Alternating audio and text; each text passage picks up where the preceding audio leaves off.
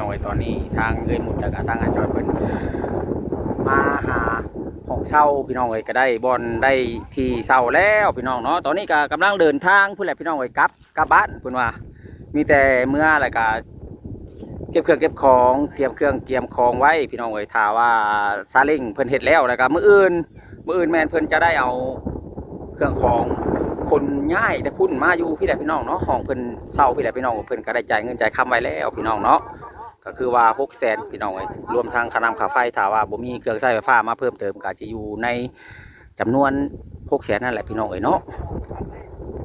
ตัวพี่น้องเอ้ยก็ถือว่าสู่ชีวิตขนาดทางเอ้ยหมดเพิ่นก็ความหวังความฝันก็อยากเป็นแม่ค้าขายเครื่องเสื้อผ้าอะไรพี่น้องเนาะก็ขอให้ความฝันของทางเอ้ยหมดนี้เป็นจริงพี่น้องเอ้ยเปิดภาพมามื้อนี้ก็อยู่ที่นี่แหละพี่น้องเอ้ยเซโนเนาะพ่อทางกันเอ้ยแล้วก็ทางอาจอยเพิ่นพี่น้องเอ้ยเพิ่นมาเซโนพี่น้องเนาะมื้อนี้ก็มาหลายผู้หลายคนกับทีมงานพี่น้องเอ้ยมื้อนี้ก็บรรยากาศลมแห้งเด้อพ่อแม่พี่น้องเนาะบางเทื่ออาจจะบ่ได้ยินเสียงก็ต้องขอโทษขออภัยนำพ่อแม่พี่น้องเอ้ยจบไปหมดโดยรอแล้วมาก่อนเลยหมดกับอาจอยพี่น้องเนาะจบพี่น้องเอ้ยเป็นพวกเราเป็นสีไรเนาะไม่ได้เปล่าทุกมาขอหลายผู้หลายคนกับทีมงานพร้อมพี่น้องเอ้ยสบายดีเด้อสบายดีทีมงานสบายดีบ่เอ็นสบายดีเป็นแนวได้ไปทางใดมาทางใดจึงมาสอดเซโนมือนี่ไปหาของเสาหาบ้านผักเอาแล้วเป็นแนวได้ซานได้จ้ะก็สิมาหาขายเผือกขายของนอกจากหาเสาของทุกลมแหงในเมืองชิโนตลาดชิโนได้แล้วก็จะได้แล้วจ่ายเงินเพิ่นแล้วเรียบร้อยมื้ออื่นมีแต่พร้อมบอกว่าเก็บเครื่องเข้ามามื้ออื่นนี่มีแต่หอบเครื่องหอบของเข้ามาเนาะอยู่ในตลาดเลยบ่วันเช้าตลาดจะอันไว้ไม่ได้ผู้ได้จะเราฟังรูปเสือตลาดพุ่นในตลาดโซนี่ของผักของเสามันก็อยู่นอกเนาะกับบริการเป็นได้จากตลาดนี่ก็มันเครื่องโลเนาะเสาเป็นเดือนบ่หรือเสาเป็นเสาเป็นเดือนเสาอีกเดือนเท่าไรบัดนี้เดือนหนึ่ง600,000เดือนนึง600,000รวมขนำข้าวไผ่คันว่าถ้ามีเป็นลมตัวเดียวรวมกับขนำข้าวไผ่อยู่ใน600,000นั่นแอบติดไหมกันคิดจะได้ผม ว่าจอยมีคนไหมกระเป๋าของข้าบัดลมพัดเข่าเนาะเรื่องการทำกับไฟนะ600,000โดยจ่ายเพิ่นเรียบร้อยจ่ายเรียบร้อยถ้าเพิ่นว่านี่ตู้เย็นเข้ามาเพิ่มหรือว่าโทรทัศน์อีหยังจังซี่แบบว่าก็ได้จ่ายขนำข้าวไผ่แบบว่าเพิ่มขึ้นบ่เสียเพิ่มขึ้นอีกเนาะโดยจ่ายต่างหากแต่ถ้าบ่มีตู้เย็นบ่มีทีวีก็ลดตัวนั้นรวมกับขนำข้าวไผ่อยู่กับค่าห้อง600,000 บาท600,000นั่นกี่600,000ขนม600,000 บาทเพลงแล้วน่ะเนาะใครเป็นคนหาให้ห้องเจ้าว่าแถวนี้มีห้องหาเองก็เคยเป็นแม่ค้าขายเสื้อผ้าอยู่นี่ก็เลยหูห้องผักห้องแถวแต่ก่อนเคยมาขายในนี้แต่เพิ่นนั้นพ่อก็มาจ้อยนี่ก็เป็นแม่ค้าเป็นแม่ค้าดิโอ้แล้วจะคืนมาเฮ็ดอาชีพเก่าว่าไงอยากได้ทุนเฮ็ดอาชีพเก่าเดี๋ยวนี้เนาะเลยไปได้บ่เด้ FC เป็นไดแบบว่าโครงการมีทุนจักล้านแล้วตอนนี้เตรียมสิมาลงมาอยู่ขายนะมีเท่าไรนะว่าบ่รู้นะขอกับเอื้อยได้ล้านนึงได้ล้านกีบนี่เนาะเลยได้ล้านกีบเพราะว่าเงินเดือนทางทีมงานมอบให้เพิ่นก็ไปจ่ายค่าห้องแน่ค่าน้ำมันรถแน่เด้พี่น้องค่าซาเล้งเด้เว้าลิคือว่าเพิ่นสิว่าไปติดซาเล้งบ่ติดซาเล้งก็2 ล้านเงินที่เพิ่นสิบ่บ่มอบให้นั่นเลยจังซี่เจ้าคนอยากได้ซาเล้ง2 ล้านบาทติดใช้รถอันที่ว่าอันนี้เด้อบ่ ติดใช้คันนั้นขี่อยู่นี่แหละวะ ขั้นขี่กูมือ จักสิไปฮอดมือใดเด้อเนาะ เลย สู่ต่อไป เอ้าคือว่ามันกินลีนโผคือติดใช้อ่ะนะ มันบ่มีเด้บอกว่า บ่มีคันติดเนาะ มันบ่มีขั้นที่สำคัญติดมั จำเป็นแน่บ่มีเด้ ก็ซ้ำเงินที่เอื้อยผู้ใหญ่เพิ่นมอบให้เอื้อยแก้ว2ล้านที่ให้น้องมาซื้อกินน้องอยากได้รถเนาะ อ๋อ น้องก็เลยเก็บไว้ก็ได้แล้วรถเองยังบ่ได้กิน ติดแก่นักวันนี้ให้ที่กินลีนที่เพิ่นอีกทิศละทุกบ่พอบัดนี้เนาะเดี๋ยวนี้ยังทิศละทุกแล้วควันก็มันอันนั้นเครื่องในมันจะเสียหายเนาะ แหวนรวมแล้วเนาะกินลีนพี่น้องเอ้ยคันเฮาบรรทุกหน้ากาไม่แห้งสิเปลืองลีนนี่แห้งสิโป้กว่าเก่า มันควานไม้นี่ก็สิเบิดน่ะเนาะเบิดหลักพันแล้วก็ว่า พันกว่าหมดแล้วข่อยว่าบ่ต้อง ว่าน่ะมันมีแนวเสียบไปเลยๆได้มันจะแนวเพมไปเลยๆได้แนวน อกจากเปลี่ยนคันใหม่บ่แอน โอ้คันใหม่ผมก็ว่าเรื่องเงินราคาเนาะ มันแพงเนาะ แน่นะ เอิ้นให้ฮุบมาเลยเนาะ เครื่องเก่าเตรียมได้เรียบร้อย ก็ยังค่ารถไปติดรถแล้วประมาณเพิ่นทางห้างเพิ่นบอกว่าบ่าย2บ่าย3เนาะ มันน่าจะใช้ โดยคันเอารถไปนะไปเพิ่นเฮ็ดตอนเช้าเนาะ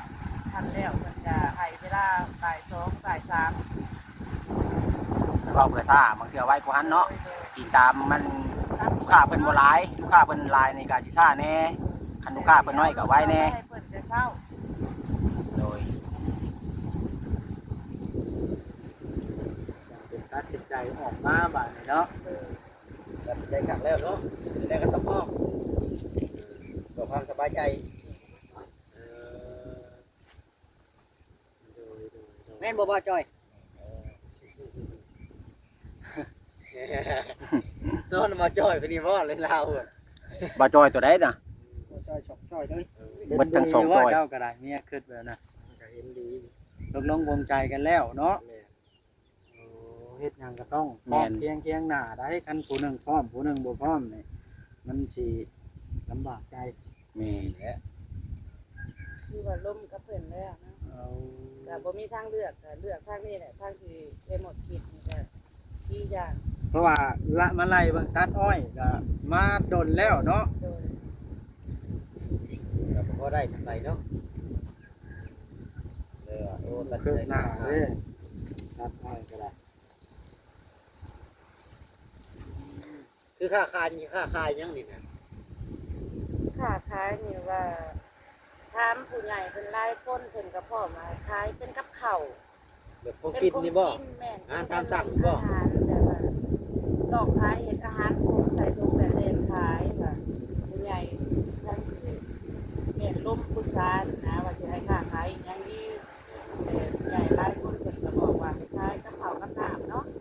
แต่ขายเฮามีรถอีหยังสิมันสิขายแบบมันสิขายง่ายกว่าเสื้อผ้า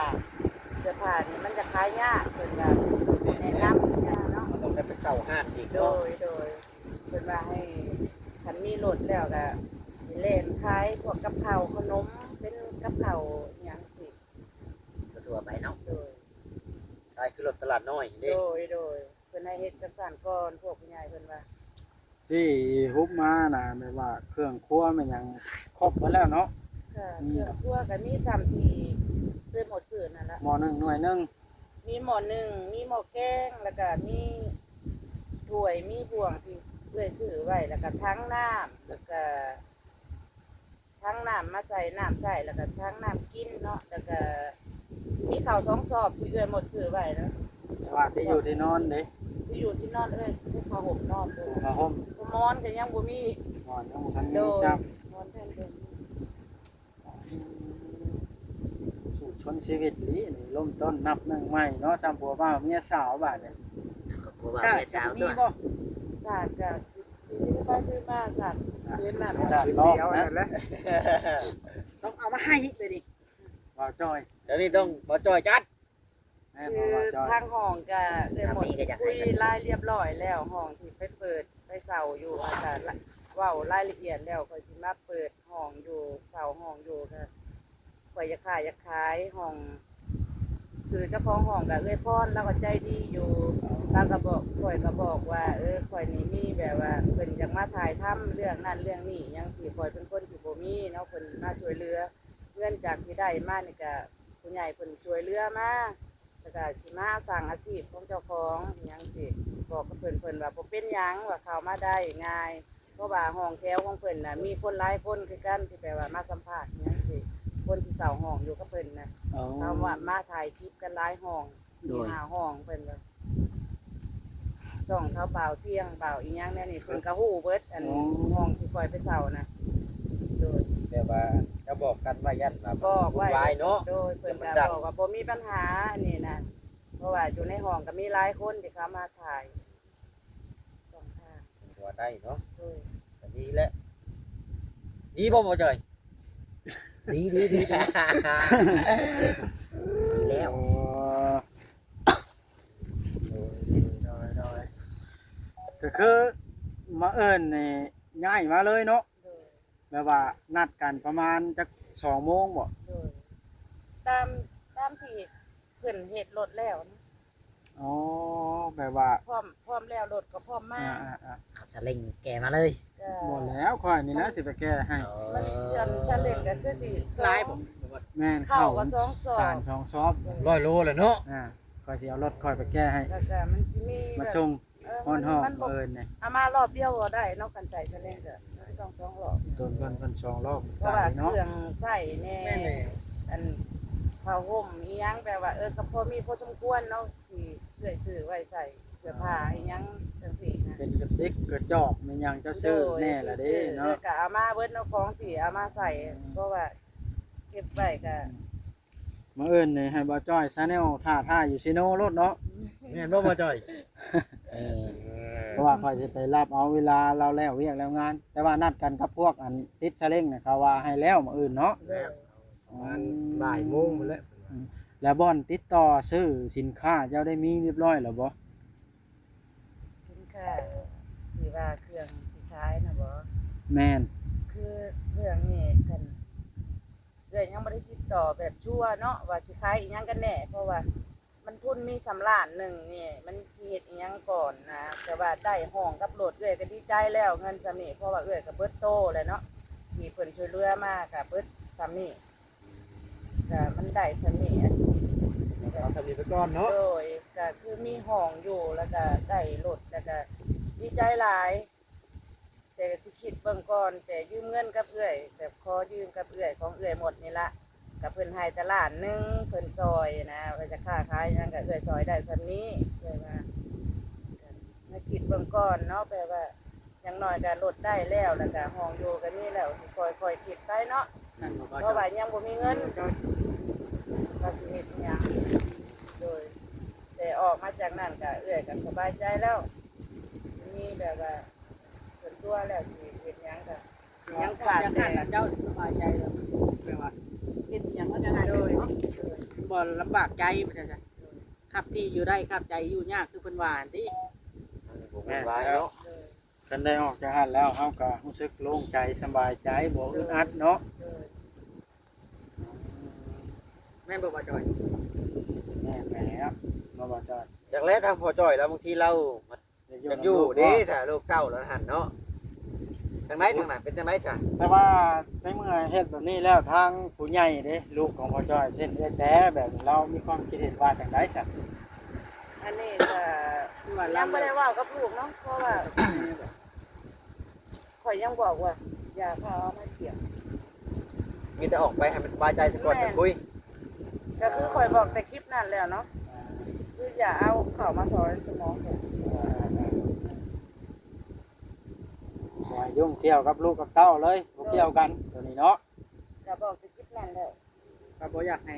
เพราะงานจะให้มันสบายใจทั้งสองฝ่ายโลดคันได้ออกกันเนาะ สบายใจให้มันเนาะ ถ้ามันไปบอกว่าจอยลูกๆบ่ไหวจริง แม่นบ่ว่าจ้อย แล้วไปรู้ไหมว่าจอย มันเริ่มเกิดแล้วเนาะมีใบแล้วโอ้ก็โหวัวได้มา แต่น้องที่เขากินหอยสลีอยู่หลายเถื่อ เอาแล้วมึงก็มองเชอรี่นี่ คันได้ตัดสินใจแล้วนี่ต้องลุยได้อบาดนี่เนาะ โดย เพราะว่ากลับคืนบ่ได้ได้ไปเฮ็ดหยังก็ได้บ่ต้องถอย ต้องเดินหน้าอย่างเดียว กันได้อยู่แล้วก็สิซอกหาเวียกแปลว่าหาเวียกให้พ่อจอยเฮ็ดเป็นรปภหรืออีหยังแถวตลาดอาจสิมีก็ได้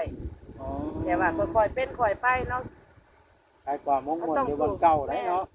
ก็สบายใจดีเรื่อยนะสำหรับสำเนียง เพราะว่าทางเราก็ได้เคยรู้จักกับคนในตลาดเนาะเราก็จะคุย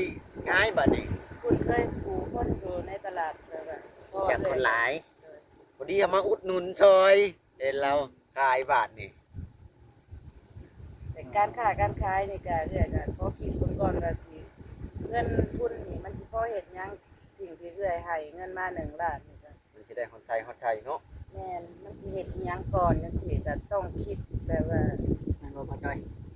ยังให้คำตอบบ่ได้เนาะแต่ใจตั้งไว้ว่าอยากขายเสื้อผ้าแต่ผู้ใหญ่เพิ่นมันว่าขายมันเสื้อผ้ามันบ่ค่อยชั่วเนาะอย่ามันบ่แม่นใส่งบหลายแล้วก็ยันเฮาขายมันบ่พอได้อีหยังถ้าขายของกินมันสิออกง่ายเพิ่นแนะนำน่ะนะผู้ใหญ่เพิ่นน่ะของกินมันออกง่ายเพราะว่าของกินเนาะเฮาหลอกขายมันก็คือสิได้กว่า เป็นอาหารสดขนมปั้นเนาะพริกทั่ว ขายเบิดสมพัก แต่มันก็สิยากอยากได้ตู้เย็นจักเครื่องนึงกันว่าขายของกินเนาะ โอ้ คือสิดีแม่น โอ้มันต้องได้ มันต้องเน้นกับว่าคันได้ตู้เย็นนี่ก็สิขายกับข้าวนั่นล่ะถ้าใหญ่เพิ่นแนะนำมันหลายคนเนาะ กันขายกับข้าวต้องได้อันตู้เย็นแล้ว โดย เนาะมาแช่ไว้แล้วก็เอาลิ้นเอาหยังมันออกแดกเข้าไว้เนาะ ถึงมาว่าหลอกขายเนาะหลอกขายแบบคือสิดีคือเพิ่นว่าแนะนำอยู่ เขาบ่ได้เช่าที่เขา แม่นเฮาหลอกขาย ต้องแบบเช่าห้องซื่อๆเนาะ แม่น โดย เอาว่าเฮาไปขายที่ตลาดเช่าที่เดือนละ100 บาทนี่ 700 ล้าน เป็นตื้อ ว่าเด้ปีหนึงเงิน เราเป็นปีบ่เนาะหรือเอาเป็นเดือน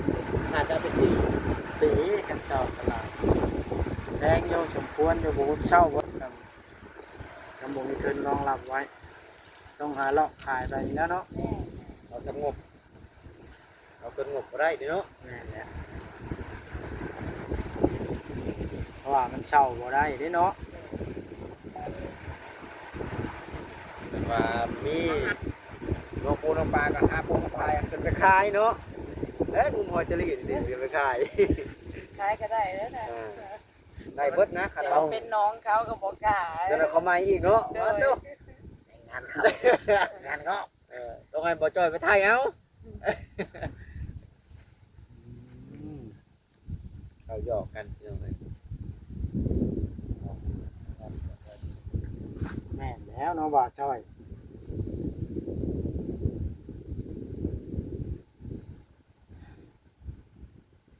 คือมื้อแลงกลับมื้อนอนอยู่เนาะ ได้เรียบร้อยแล้วห้องสิครับขึ้นไปตั้งรักอยู่บนสกอนเนาะว่า เป็นเหมือนคนขอบ เพื่อเก็บเครื่องเก็บของไว้เพื่อสิลุยมาอยู่ห้องเก่า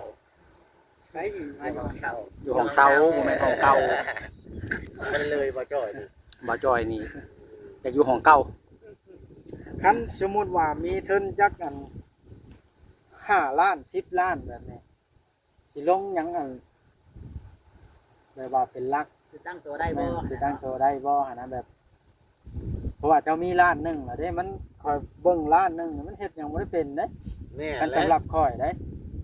คิดยังบ่ออก ลงทุนซื้อขนมปั้นขายก่อนข่อยว่าร้านเดียวนั่นนะขนมที่ว่าเขาเลาะขายนะ แม่นขนมอันทางในเป็นใจเรืองอันใด อ่า ปั้นเด่น ที่ว่าเขารถเอิ้นขนมพุ่มพวงบ่รถชะ ขนมตลาดน้อยบ่จ้อย เพราะว่าเสื้อผ้านี่โอ้ ตัวห มั นึ น ง ต้องทุนหลายเนาะ 300,000 ทุนมันแพงเสื้อผ้านี่ ทุน เพื่อ หลาย จะได้ชุด ไหม 2ชุดนี่ก็ใช้งบประมาณนี่หลายบัดนี้งบประมาณเฮามีอยู่แค่อันล้านหนึงจังซี่เฮาสิได้จักชุดปัน 4-5ชุดนี่แหล้วกันตนห้าง อันนี้มือสองเนาะ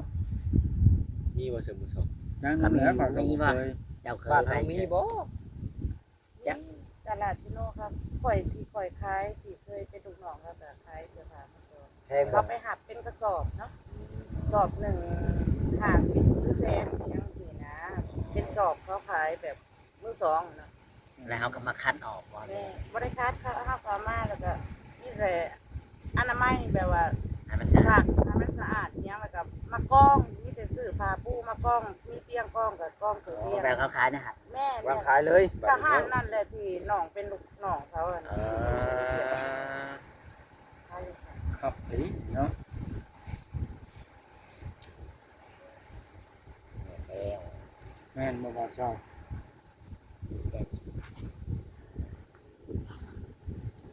บอนเฮาไปฮับในไก่บ่นะครับเสื้อผ้ามือสองหรือว่าเขาเอามาฮอด สวรรค์ก็มี ไก่เติบเนาะคันว่าอยู่สวรรค์ก็ แต่บ่ ดี ไเคยติดต่อเองเพราะว่าเป็นลูกน้องเขาตอนนั้นได้ยินแต่เอ๋เพิ่นเว้าเนาะ โดย